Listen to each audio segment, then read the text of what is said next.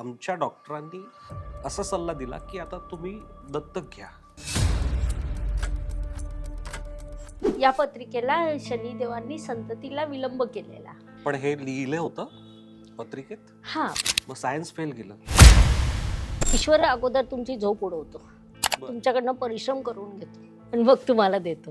मी सगळ्यात महत्वाची गोष्ट या निमित्ताने सांगू इच्छितो की मी स्वतः मॅडमचा फॅन आहे. तुमच्या पत्रिकेत तुळेचा शुक्र आहे. ब्रँडेड वस्तू आवडतात. सापडलं. बायकोला एक वेळ मी सांगू शकतो खोटं, तुमच्यापासून कसं काय लपवणार.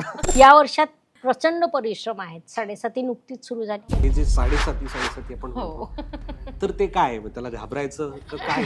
न्यायाधीश आहे, न्यायाधीश. हा. त्यांचा न्याय चुकत नाही. टेबलाखालून पैसे दिलेले चालत नाही. नमस्कार, लोकमत फिल्मीच्या फिल्मी तारेमध्ये तुम्हा सगळ्यांचं मनपूर्वक स्वागत. तुम्हाला माहिती आहे का, आज आपल्याकडे एक छान जोडी येणार आहे. हसरी, खेळकर, बोलकी, ज्यांना पाहायला तुम्ही सगळे नेहमीच उत्सुक असतात. प्रेमविवाह झालेला, प्रेमविवाह म्हणजे प्रेम संयम याचं उत्कृष्ट जबाबदारी पेलवणारं जोडपं म्हणजे निखिल राऊत आणि मयुरी राऊत आणि त्यांचा लाडका सितारा तारा समर्थ. या सगळ्यांचं मनपूर्वक स्वागत. सर, मॅडम, तुमचं लोकमत फिल्मीच्या फिल्मी तारे या व्यासपीठावर मनपूर्वक स्वागत. थँक्यू. धन्यवाद. सगळ्यात आधी मी निखिल आणि ही मयुरी. तुम्ही मला निखिल आणि मयुरी असंच संबोधलं तरी चालेल. सर वगैरे काही म्हणू नका, आम्ही अगदी लहान आहोत. तुम्ही आमचे मार्गदर्शक आहात. आणि मी सगळ्यात महत्वाची गोष्ट या निमित्ताने सांगू इच्छितो की मी स्वतः मॅडमचा फॅन आहे. आम्ही दोघेही. आमचे ग्रहतारे जाणून घेण्यापेक्षा आम्हाला तुम्हाला भेटण्यामध्ये जास्त आनंद आहे. खूप खूप धन्यवाद. आपलं हे शास्त्र खूप प्रबळ आहे. म्हणजे या शास्त्रामुळे माणसाचं आयुष्य समृद्ध होतं, आयुष्य घडतं आणि म्हणून हे शास्त्र महत्त्वाचं आहे. तुमच्या पत्रिका मी घेतलेल्या आहेत. अर्थात काल तुम्ही जन्मतारखा दिलेल्या होत्या, तर तुम्ही त्याला अनुसरून प्रश्न विचारू शकता. सगळ्यात महत्वाची गोष्ट म्हणजे आमच्या दोघांचा प्रेमविवाह. होय, ते धडधडीत दिसतंय. आणि लग्न करताना पत्रिका न बघताच आम्ही लग्न केलं. बरं. मन जुळली, त्यामुळे पत्रिका जुळ न जुळ बरं, आता पुढे जायचंच आहे. असा एक हे होता. त्यामुळे तेव्हा नाही बघितली, पण आता मात्र असं झालं की आता बघूयात, आता जाणून घेऊयात की कशा पद्धतीने आहे. त्यामुळे सांसारिक तर आहेच आहे, छान आयुष्य आमचं छान सुरू आहे. पण करिअर संदर्भात मला स्वतःला विचारावं असं वाटतं, कारण की एकूण 23 ते 24 वर्ष मी या कलेच्या क्षेत्रात काम करतोय, स्ट्रगल करतोय, धडपड करतोय. अगदी माझा स्ट्रगल वैयक्तिक दूध टाकण्यापासून जो सुरू झाला, ग्रेट, तो आज मुंबईत मी स्थिरावलोय. स्वतःचं घर आहे छान. आणि वेगवेगळ्या माध्यमातून, मग ते नाटक असो, सिनेमा असो, मालिका असो, अशा वेगवेगळ्या माध्यमातून मी मनोरंजन करण्याचा प्रयत्न करतोय. पण ह्या सगळ्यामध्ये मनाजोगं काम जे असतं, मी माझ्या परीने 100-500% देण्याचा प्रयत्न करतो. पण हा प्रयत्नच राहतो. त्याच्या पुढे जाऊन आपण जे म्हणतो ना, की जे स्वप्न पाहून मी या क्षेत्रात आलो, स्टारडम किंवा सेलिब्रिटी, ह्या सगळ्याच्या पलीकडे आता मी गेलोय. आता ह्या सगळ्याचं काही कौतुक मला राहिलेलं नाहीये. पण तरीही एक अभिनेता म्हणून मला जे माझ्या मनाजोगं काम अजूनही मिळालं नाही अशी जी खंत आहे, तर ते कधी मिळेल, किंवा तो आपण काय म्हणतो भाग्योदय तुमच्या भाषेत, तो कधी होईल. खूप छान. तुमचे सगळेच प्रश्न छान आहेत. आपण स्टेप बाय स्टेप जाऊया. तुम्ही जरी पत्रिका जुळवलेली नसली तरी महत्वाचा विभाग म्हणजे या दोन्ही पत्रिका एकमेकांना प्रचंड पूरक आहे. तुमच्या पत्रिकेचा राशी स्वामी आणि यांच्या पत्रिकेचा राशी स्वामी एकच आहे, तो म्हणजे मंगळ. मग होतं काय ना, की तुमचा अग्रेसिव्ह मंगळ आणि त्यांचा सेन्सिबल मंगळ. फक्त कसं आहे ना, की एक जरी असला तरी खूप मोठा बदल आहे. म्हणजे तुमचा राशी स्वामी मंगळ जो आहे तो अग्नितत्वाचा आहे आणि यांचा जलतत्वाचा आहे. म्हणजे जोडप्याने जसं असावं तसं आहे. तुम्ही अग्रेसिव्ह, त्या संवेदनशील, तुम्ही धडाडी घेणाऱ्या, त्या मागून हळूच सपोर्ट करणाऱ्या. तुमच्या आयुष्याचा संघर्ष तुम्ही सांगितला, पण यांची पत्रिका असं सांगते यांना सहज काहीच मिळालं नाही. नाही, त्यांचाही संघर्ष आहे. काहीच मिळालं हो, नाही. हो. म्हणजे ही पत्रिका असं सांगते की लहान असताना चॉकलेट सुद्धा सहज नाही मिळालं. या टोकाचा संघर्ष यांनी देखील केला आहे आणि म्हणून तुमचा संघर्ष त्यांना समजतोय. कारण ही सहवेदना त्यांच्यात आहे आणि म्हणून तुमचं खूप सुंदर संसार आहे. आता राहिला प्रश्न करिअरचा. तर कसं होतं ना, प्रत्येक पत्रिकेला एक वेळ असते, त्याला आपण म्हणतो समय बडा बलवान. कुणाची वेळ केव्हा येते, कुणाची अगोदर येते, कुणाची नंतर येते. तुमच्या पत्रिकेचं सगळ्यात मोठं वैशिष्ट्य जर काही असेल ते या पत्रिकेला आपण 2 पार्टमध्ये डिवाइड करू शकतो. सुरुवातीचं आयुष्य संपूर्ण संघर्षाचं, त्याच्यानंतर अचानक थोडंसं टर्नआउट वाटलं, खूप मोठे स्वप्न दिसले, पण ते टेम्पररी होतं. तेवढं नव्हतं जेवढं तुम्हाला स्वप्न दिसले. मग त्याच्यानंतर तिसरा टप्पा आला, तिथे तुम्ही फक्त चालत राहिलात, पळत राहिलात, रोज नवीन संघर्ष केला. आणि आता चौथा टप्पा येणार आहे, तो जबरदस्त आहे. आता तुमच्या राशी स्वामीची महादशा सुरू होईल आणि मुळात काय झालेलं आहे ना, की ह्या पत्रिकेला राशी स्वामी प्रबळ आहे. म्हणजे प्रत्येकाच्या कुंडलीत एक लाभस्थान असतं, ज्याला आपण इच्छापूर्तीचं स्थान म्हणतो.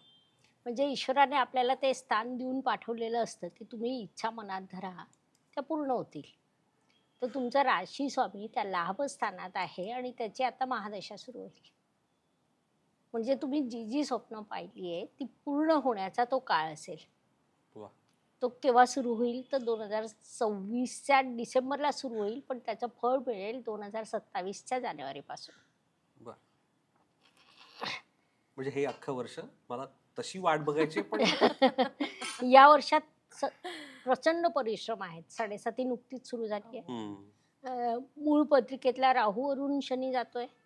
7.5 सुरू होणं वेगळं आणि मूळ पत्रिकेतल्या राहूवरून जेव्हा शनी जातो तेव्हा एक वेगळा संघर्ष. शनी हा तुमचा कर्मेश आहे. कर्म अधिपती जेव्हा राहूवरून जातो तेव्हा तुम्ही यावर्षी जे नियोजन कराल कार्याचं, ते येणारे 10 वर्ष तुम्हाला पुरणार आहे. प्रचंड नियोजन कराल. म्हणजे गेली काही महिने तुमचं झोप डिस्टर्ब झालेली. कारण आपण जे करतोय, जे अचीव करायचं आहे, जे एक स्वप्न पाहिलं आहे, आउट ऑफ द वे जाऊन लोकांमध्ये काहीतरी प्रेझेंट करायचं आहे, या जन्मात आल्याचं सार्थक करून घ्यायचं आहे, ती घडण्याची वेळ येईल 2027मध्ये. त्याचा त्रास कसं होतं, एखादी घटना घडण्यापूर्वी त्याचे सिम्पटम तयार होतात. ते सिम्पटम आता तुमचे सुरू आहे. अच्छा. ईश्वर अगोदर तुमची झोप उडवतो, तुमच्याकडनं परिश्रम करून घेतो आणि मग तुम्हाला देतो. तर ती देण्याची वेळ येईल फेब्रुवारी 2027 पासून. म्हणजे उघड्या डोळ्यांनी स्वप्न बघितल्यावरती पूर्ण होतात. हो, उघड्या डोळ्यांनी जे झोप उडवतात ती स्वप्न.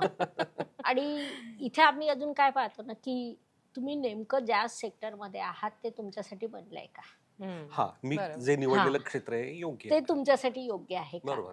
मग जेव्हा ते योग्य दिसतं त्याचा अर्थ असतं की हो, यशाची टक्केवारी वाढणार आहे. कलेचा जो कारक आहे तो आहे शुक्र. धड आणि शुक्र म्हणजे फक्त कला नाही.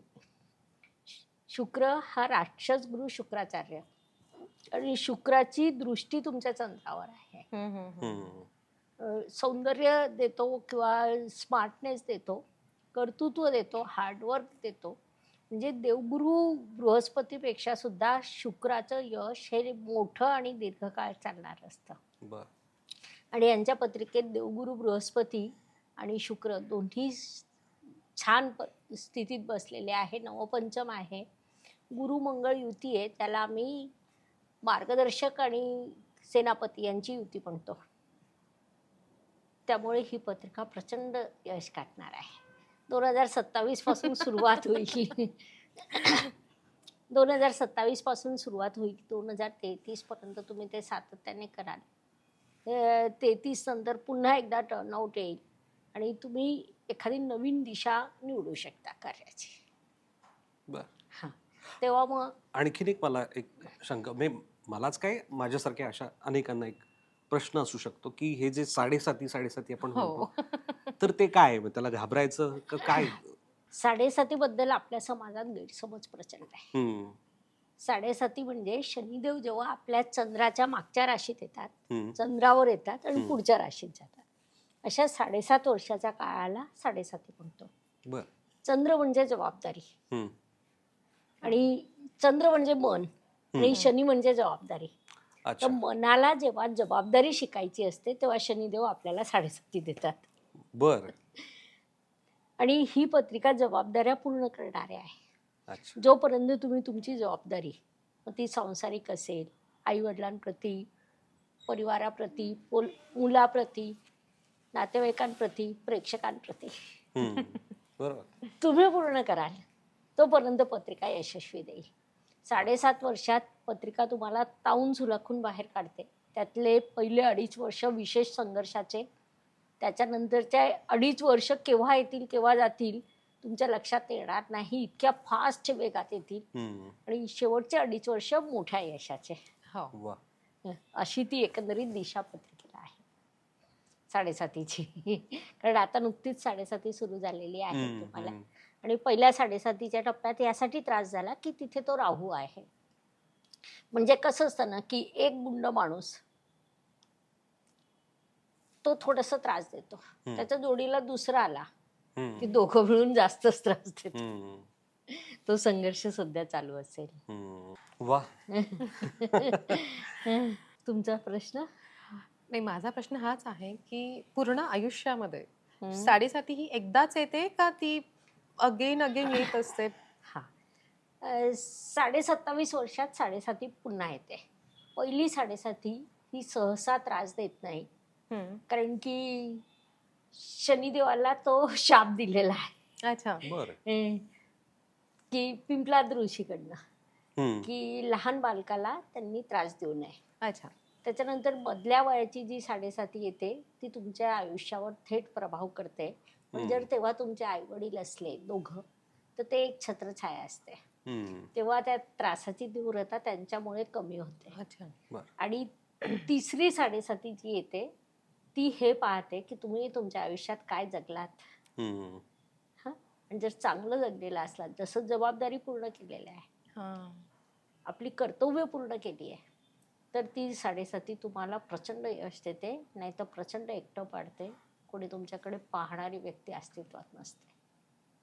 म्हणजे म्हणजे ते जेव्हा सुपरवाइज करायला येतातच तुमच्या आयुष्यात 27.5 वर्ष ते साधारण न्यायाधीश आहे, न्यायाधीश. न्यायाधीश हा. आहे. त्यांचा न्याय चुकत नाही. हम्म. टेबलाखालून पैसे दिलेले चालत नाही, हम्म. हो. हा. कारण तिथे न्यायाला पर्यायच नाही. बर. डिनाय करत नाही, डिले करतात. ती त्यांची कार्यपद्धती आहे आणि म्हणूनच ते शनिदेव आहेत. आणि अजून एक, ज्या मुलांनी लहानपणी संघर्ष सहन केलेला असतो, आता या दोन्ही पत्रिका दिसत आहे, हम्म. त्यांना शनिदेव पटकन समजतात. हो. कारण की शनिदेवांनी पण लहानपणी संघर्ष सहन हो. केला. पहिल्यांदा जेव्हा त्यांना त्यांच्या वडिलांनीच ओळख दिली नाही की तू हम्म. माझा मुलगा असू शकत नाही, त्यांनी पण वडिलांना शाप दिला. अच्छा, हे नवीन आहे, हा, आउट नाही, ऑफ द मला- वे. मला- ठीक आहे, म्हणजे- सांगते मी, काही नाही, हरकत सांगा नाही. इंटरेस्टिंग. हा. शनिदेवांनी त्यांच्या वडिलांना शाप दिला की आज मी ज्या पद्धतीने तुम्हाला वडील म्हणू शकत नाहीये, तुम्ही ते नाकारताय.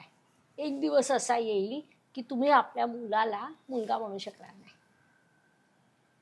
आणि ती घटना घडली कर्ण, अच्छा. हो. सूर्यपुत्र correct. कर्ण. बरोबर. बरोबर. भगवान बोलूच शकले नाही की हा माझा मुलगा आहे. शनीचा तो शाप होता. अच्छा. तर शनी न्यायाधीश आहे, त्यांचा निकाल चुकत नाही. नाही चुकत. कारण की माझी साडेसाती जस्ट संपली आहे. हो. आणि ह्याची नाही, just जस्ट म्हणजे सुरू खूप झाली आहे. खूप हे काळ झाला, बराच काळ झाला तरी. पण जाता जाता शनी महाराजांनी छान केलं, आम्हाला समर्थ देऊन गेले. अच्छा. तुम्ही जसं आता बोललात की अडीच जे वर्ष असतात, सो जो लास्ट पिरियड असतो तो त्याच्यात काहीतरी चांगलं होऊन जातं. अच्छा. हा, म्हणजे सो साडेसातीच्या माझ्या साडेसातीच्या शेवटच्या 2.5 टप्प्यामध्ये वर्षांमध्ये. मला समर्थ झाला. 2024 मध्ये समर्थ झाला मला. तुमची जन्मतारीख सांगा. 28 डिसेंबर हम्म. 1986. नाही, मग तुमची रास वृश्चिक आहे. हो. बरोबर. हा, मग मे 24 मध्ये. नाही, मग तो त्यांचं 7.5 नाही झाला. एक्झॅक्ट अच्छा. त्यांचं ऐक त्यांचं काय म्हणणं आहे हा. की तो 7.5 आपल्याला नाही झाला, ढय्यामध्ये झाला. हा. अच्छा, हो. अच्छा, ही ढय्या पण असते. हो. साडेसाती माहिती आहे मी ढय्या. संभ्रमित होते की तुम्ही म्हणताय साडेसातीत, म्हटलं कसं शक्य आहे. साडेसातीत नाही झालेला, ओके. ढय्यामध्ये झालेला. आणि या पत्रिकेला शनिदेवांनी संततीला विलंब केलेला. हो. हा. आणि दोन्ही पत्रिकेला. हम्म. तर तो प्रभाव आहे, पण दिलं शेवटी संतती तुम्हाला शनिदेवांनीच. हो हो हो. पण हे लिहिलं होतं पत्रिकेत? हा, पत्रिकेत काही प्रॉमिसेस असतात की ज्याला आपण कर्मफल म्हणतो. म्हणजे तुमच्या बरोबर शेअर करायला काही हरकत नाही. लग्नानंतर साधारण 12 वर्षांनंतर आम्हाला मुलगा झाला बरं. आणि अनेक प्रयत्न झाले. मग सायन्स फार पुढे गेले, तर त्या दृष्टीने सुद्धा अनेक प्रयत्न केले, पण त्याला काही फळ येत नव्हतं. आणि मग आमच्या डॉक्टरांनी असा सल्ला दिला की आता तुम्ही दत्तक घ्या, अच्छा. तुम्ही अपेक्षा सोडून द्या. हम्म, हम्म. मग आम्ही अक्षरशः अपेक्षा सोडून दिली होती, पण मी नव्हती सोडली आशा. की माणूस मी खूप पॉझिटिव्ह आहे, आशावादी आहे आणि मी गुरु म्हणून मानतो स्वामी समर्थांना. मी म्हटलं बरं. की तू स्वामींकडे सोपून टाक सगळ्या गोष्टी आणि हम्म. समर्थांच्या कृपेने पुन्हा नॅचरल कन्सिव्ह झाला आणि तो Great. आम्हाला समर्थ झाला. मुलगा झाला. तर हे लिहिलं होतं की काय, म्हणजे आम्ही हे कुठेही पाहिलं नाही. नॉट इवन आमच्या लग्नाच्या वेळेस काही बघितलं नाही, किंवा आम्ही कुठेतरी त्रस्त होतो की एक स्त्री म्हणून तिची एक अपेक्षा असते की आपल्याला मूल असावं.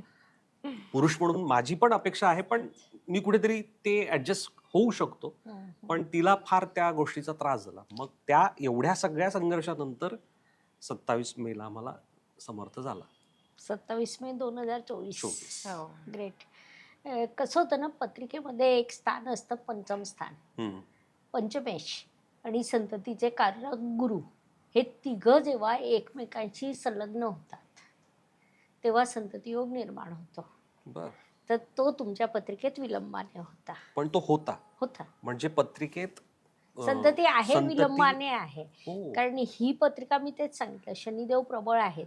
मग सायन्स फेल गेलं आमच्या बाबतीत. सायन्सने हात टेकले, हो. हम्म, नाही होणार.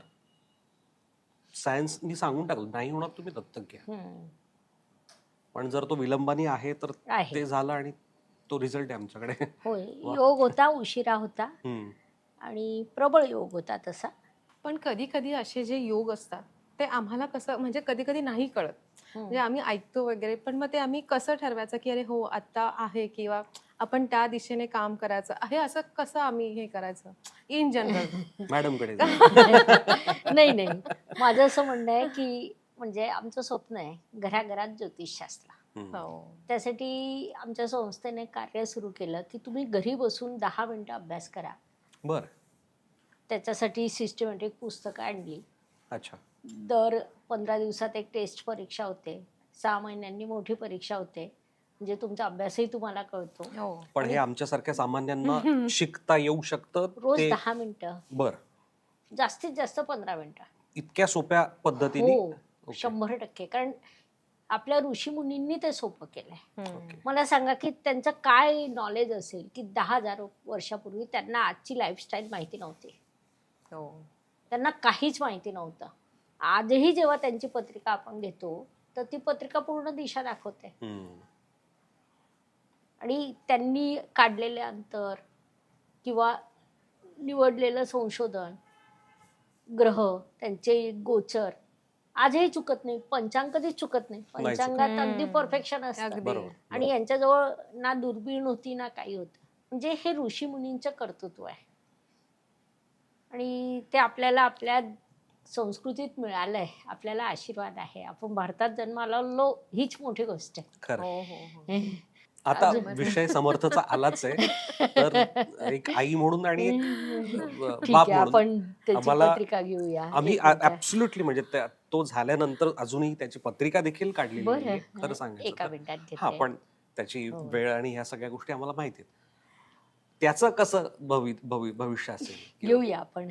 मग तो डॅडा सारखा सुपरस्टार होईल हा, का मम्मा सारखा हुशार होईल? अच्छा. मम्मा आहे हुशार. हुशार आहे. हो आहे आहे.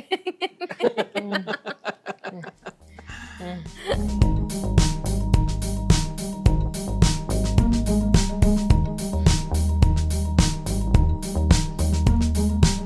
त्याची दिशा वेगळी आहे, ना वडिलांवर ना आईवर. वा. त्याची दिशा तो आखेल.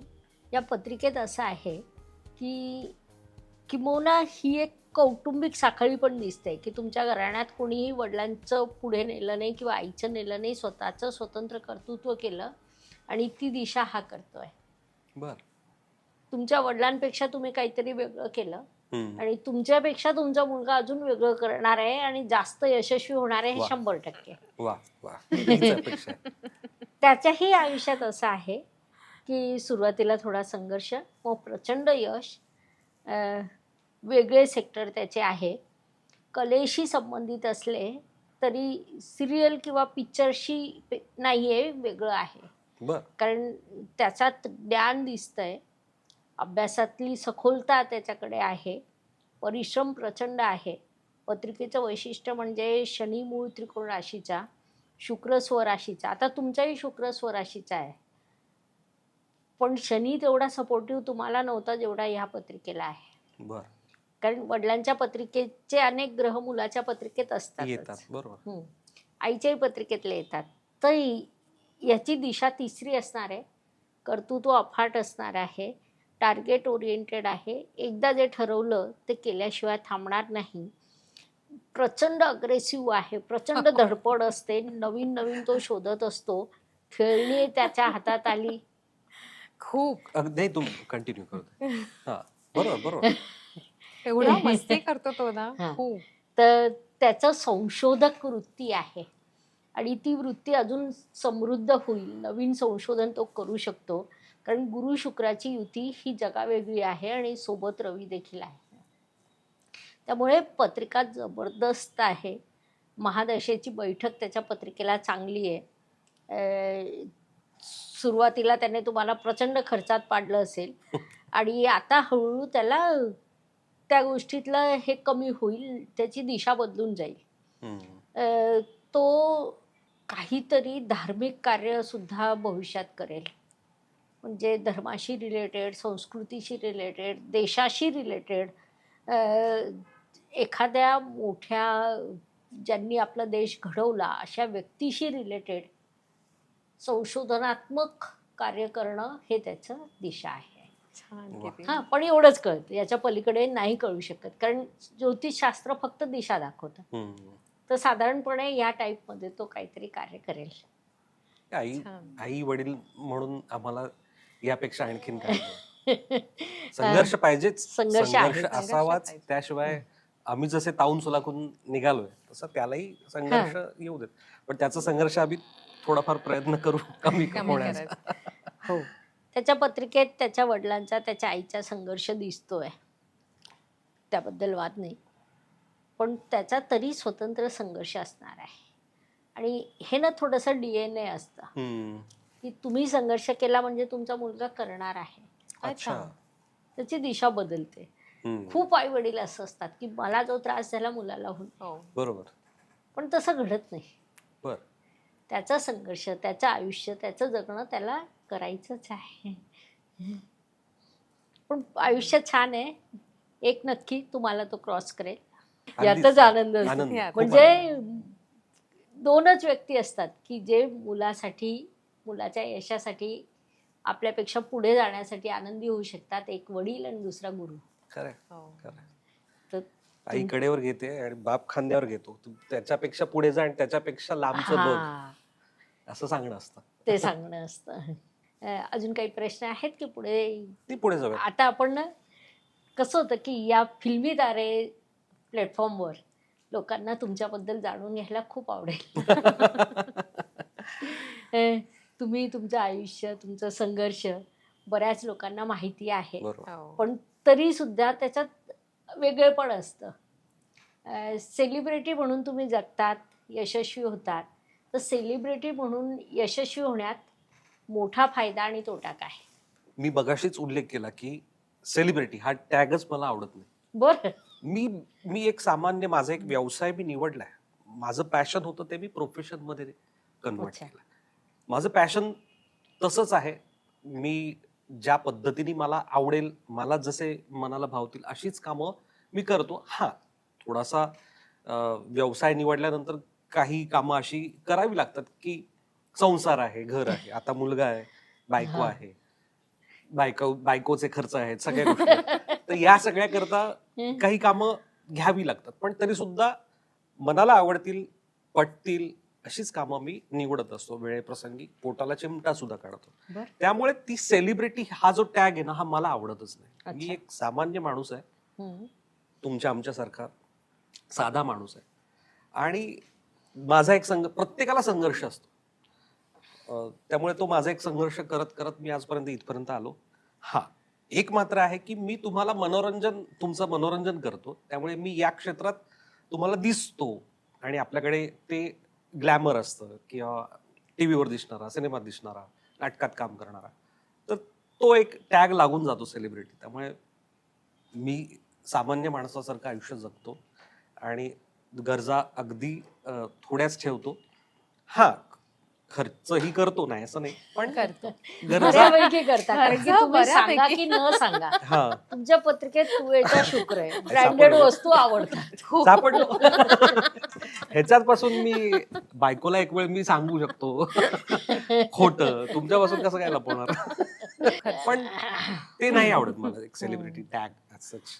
नॉर्मल आयुष्य असलं तरी तुमच्या कार्याची पद्धती, कामाची पद्धत ही जगावेगळी आहे. प्रचंड संघर्ष, प्रचंड आव्हानं, रोज नवीन प्रश्न तुमच्या आयुष्यात असतात. बाहेरच्यांना किती ग्रीन दिसत असलं तरी. बरोबर बरोबर. हो. तर तो संघर्ष, ते काम आणि नातं, या दोघांचं संतुलन कसं ठेवता?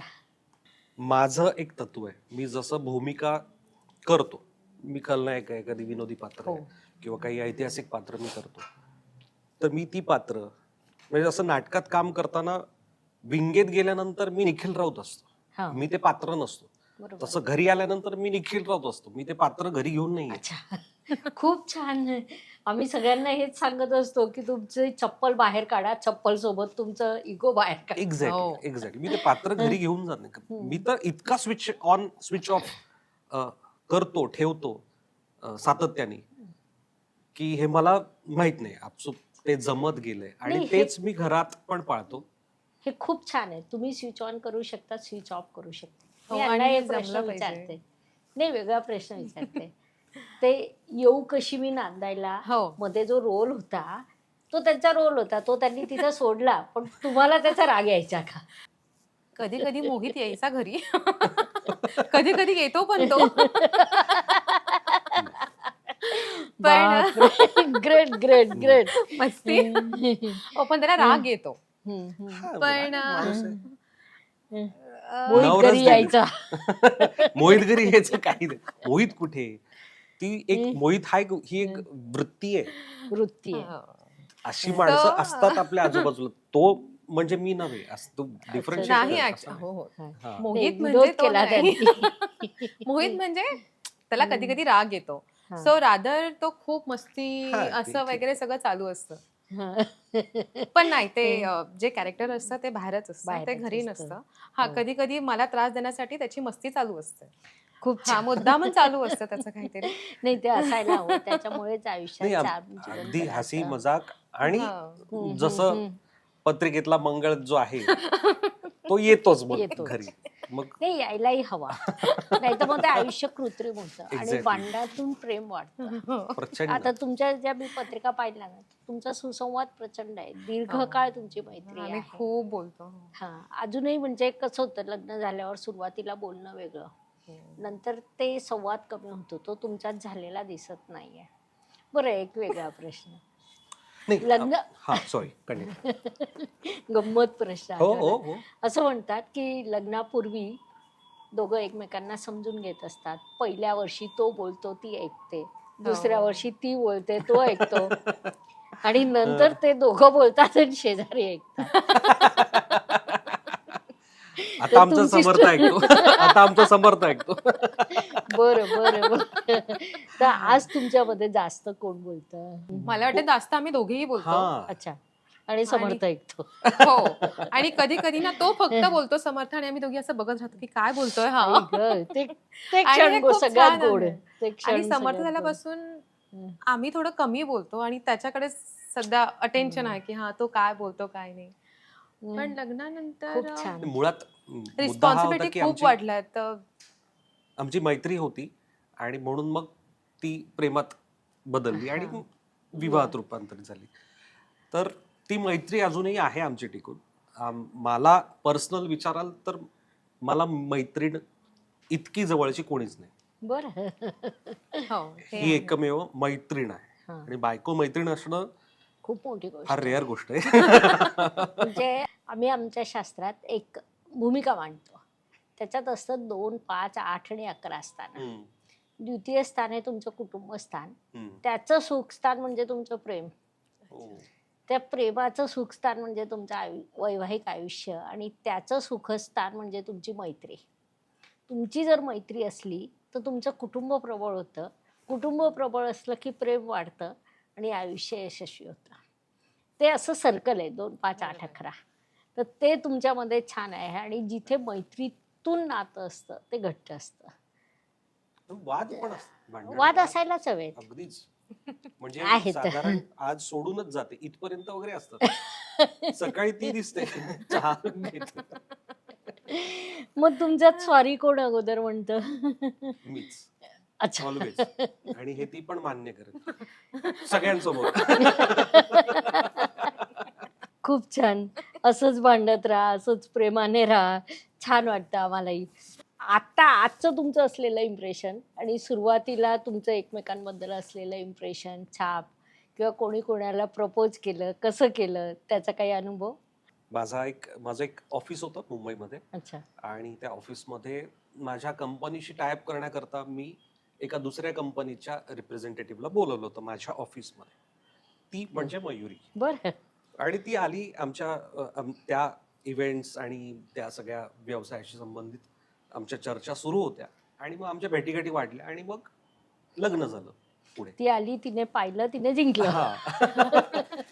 आणि ह्या सगळ्याला वेळच नाही मिळाला. प्रपोज नाही केलं? नाही. मग लग्न कसं झालं? प्रपोज झालं डन. हे ठरलं घरच्यांना सांगितलं. म्हणजे अरे मला माहित पण नाही. तेच मी की हे सगळं असतं का असं की विधिलिखित असतं का की हा भेटणार आहे किंवा हे लग्नानंतर घडणार त्यांनी आहे मला ही गोष्ट बोलून दाखवली. की तू कधी प्रपोज नाही त्यात काय केला. एवढं, चल आत्ता करतो असं म्हणून मी कधी कुठेतरी एखाद्या मॉलमध्ये असे आर्टिफिशियल फ्लॉवर्स घेतले आणि तिला प्रपोज अरे वा. हो, कधी त्याने प्रपोज नाही केला मला. खंत. म्हणजे न बोलता तुमचे शब्द एकमेकांपर्यंत पोहोचले. हा. जे सुरुवातीला आपण बोललो की एकमेकांना अतिशय पूरक पत्रिका आहे, ते कदाचित असं असेल. संवादाने ते सगळंच बोलतात. तुम्ही शब्द वाचून बोललात. काय असतं की आपल्याला डोळ्यांमध्ये कळतं आणि कदाचित माझ्या राशीच्या लोकांना ते एक इंट्युशन असेल की समोरची व्यक्ती लॉयल आहे, प्रामाणिक आहे आणि आपण यांच्याशी मैत्री ठेवू शकतो, वाढवू शकतो आणि पुढे आयुष्यभराचा सोबती करू शकतो. असे कुठेतरी अच्छा. मला ते जाणवलं. ते तिलाही जाणवलं असेल. हो, मला तर पहिल्याच म्हणजे जेव्हा त्याला भेटली तेव्हाच असं वाटलं की हा ही इज द राईट पर्सन. अच्छा. आणखीन एक गमतीशीर गोष्ट म्हणजे आज तुम्ही सेलिब्रिटी म्हणून मला आज इथे बोलवलं. तिला मी कोण आहे हेही माहित नव्हतं. मी अभिनेता निखिल राऊत आहे हे तिला माहित नव्हतं. तिने अच्छा. माझी कुठलीच मालिका पाहिली नव्हती, कुठलाच सिनेमा पाहिला नव्हता, काहीच पाहिलं नव्हतं. त्याला भेटल्यानंतर मी तू तिथे मी बघायला सुरुवात केली आणि बरं. नंतर मम्मीला पण सांगितलं की मम्मी तुला माहिती आशिष म्हणून. हिच्या तर घरचे ती माझे बोलली, हो फॅन. हो, मला माहिती आशिष. तर मग तेव्हा ते सगळं सुरू झालं. अच्छा, किंवा मला अच्छा. राधा माहित नव्हतं ते. त्यामुळे ते एका अर्थी बरं होतं. तिने माझ्यातला माणूस पाहिला हा. आणि तो माझा तसा स्ट्रगलचाच काळ होता, सुरुवातीचाच काळ होता, उमेदीचा काळ नाही म्हणणार, पण मुंबईत बऱ्यापैकी स्थिरावलं होतं आणि तो तेव्हाचा काळ होता. पण फार काही तेवढं मोठं नाव नव्हतं, पैसा गाठीशी नव्हता. अशा याच्यामध्ये तिने ते काहीही न पाहता माझ्यावरती विश्वास ठेवला आणि लग्नाला होकार दिला. तुम्ही ते सार्थक ठरवलं. आणि हे मी आयुष्यभर लक्षात ठेवलं. कारण मुली आजकाल ना ती सिक्युरिटी पाहतात, त्यात वावगं काहीच नाही, चुकीचं काहीच नाही. पण माझ्या बाबतीत मयुरीने ते नाही पाहिलं. मोठी गोष्ट आहे. किती छान. अरे बापरे. रिलॅक्स. ते आहेच ते डोळ्यात कारण की तुम्ही प्रेमच खूप वाहणार. स्ट्रगल करतात, प्रत्येक वेळेस तुमच्या सोबत असतात, एकमेकांसोबत असतात, तर ते सगळं कळतं ना एकदम की ठीक आहे, आता मला कळत नाही काय बोलावं. हम्म. एखादा असा एवढं क्षण कौतुक ऐकायची पण सवय नसते ना, तर या निमित्ताने मनापासून जे बोलतोय नवरा कदाचित तिला भरून आला. खूप छान. एखादी अशी गोष्ट की एखादा क्षण, एखादी घटना की जेव्हा तुम्हाला असं वाटलं की बस हाच आपला जोडीदार हवा होता, की जे तुम्ही आयुष्यभर विसरू शकत नाही. मला असं खूपदा जाणवतं. अच्छा. खूपदा. अरे very good. Thank you so much. नाही, महिलांच्या नाही, छोट्या कारण गोष्टीतही हे की- हो जाणवतं. हो हो, अगदी छोट्या छोट्या गोष्टी असतात. हम्म, मला असं नाही की मला खूप काही हवं, पण हम्म. छोट्या छोट्या गोष्टी असतात, तर त्याच्यामध्ये तो खूप मला सपोर्ट करतो. मग असं वाटतं की अजून काय ही इज हवं? अन ऍक्टर, तर तो ऍक्टर किंवा तो आणू आणू नाही देत आमच्या दोघांमध्ये. किंवा असतात की तो मला खूप हेल्प करतो घरामध्ये असो किंवा डिसिजन घेण्यामध्ये. छोट्या छोट्या गोष्टी असतात, तर कुठेतरी की नाही यार, हा आहे म्हणून सगळं ठीक आहे. अच्छा. हं, हं. आहे ना? आहे.